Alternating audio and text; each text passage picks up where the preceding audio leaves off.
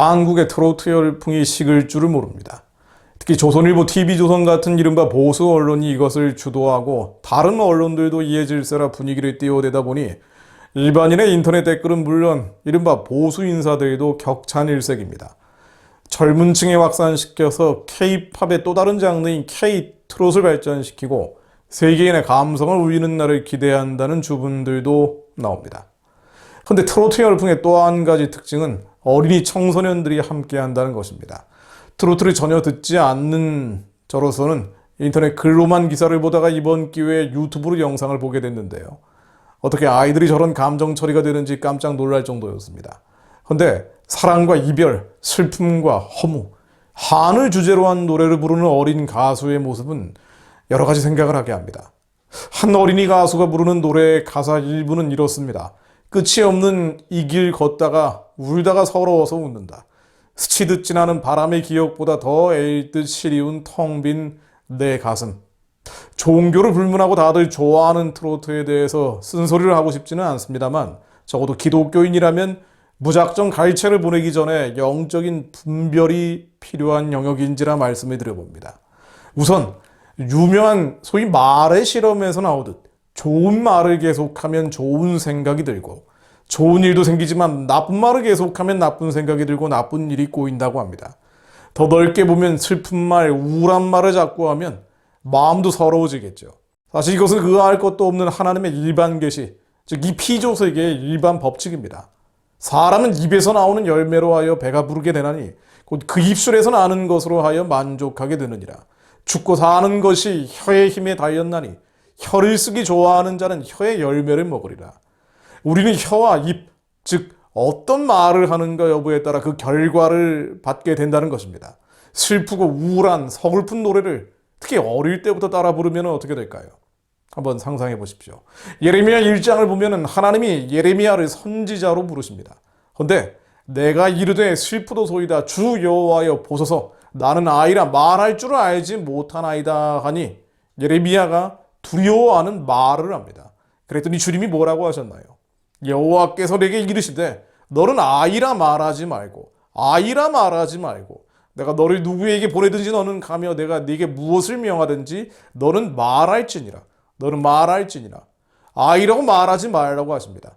실제로 아이인 게 맞는데도 두려울 수밖에 없는 객관적인 상황, 객관적인 환경이지만 너는 그들 때문에 두려워하지 말라. 내가 너와 함께하여 너를 구원하리라.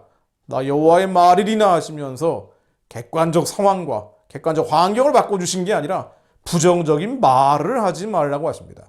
사람은 입에서 나오는 열매를 먹기 때문이죠. 성경은 그래서 증거합니다. 말 가운데 가장 완전한 성경의 말씀을 밤이나 낮이나 말하라고 말입니다. 그래서 복 있는 사람은 오직 여호와의 율법을 즐거워하여 그의 율법을 주야로 묵상한다고 하십니다. 주야로 묵상한다 해서 이 묵상한다는 것은 히브리어 예흑의 원형인 하가입니다. 하가, 즉 반복적으로 입술을 열어서 중얼중얼 거리는 것이죠. 이스라엘 통곡의 벽 앞에 가면 유대인들이 하가하는 모습들을 볼 수 있습니다. 중얼중얼 주님의 말씀을 읊조리는 것이죠. 그냥 눈으로 보는 게 아니고요. 입술로 중얼거린다는 것입니다. 밤낮으로 계속 중얼거리라고 말씀하십니다. 말하라는 것입니다. 히브리서 13장 15절로 이러므로 우리가 예수로 말미암아 항상 찬미의 제사를 하나님께 드리자. 이것은 그 이름을 증거하는 입술의 열매니라. 그러므로 피조물인 인간, 불완전한 우리 타락한 겉사람이 여전히 살아있는 사람들은 히브리서 말씀처럼 가장 완전한 언어인 말씀을 계속 읊조리는 찬미의 제사를 하나님께 드려야 합니다. 그때 우리는 그 거룩한 입술의 열매를 먹게 됩니다. 그러나 사단은 우리로 하여금 찬양의 대상, 말하는 주제를 바꾸어 버리죠. 주님이 아니라 이 땅의 것, 겉사람의 감정과 기분을 읊조리게 하고 나아가서는 육신의 정욕과 안목의 정욕과 이생의 자랑 온갖 음란한 것들을 노래하게 만듭니다. 심지어 감미로운 선율에 섞어서 세상의 신을 찬양하게 만들기도 하죠. 프레드 머큐리처럼 말입니다. 이건 성경에도 나오는 것인데요.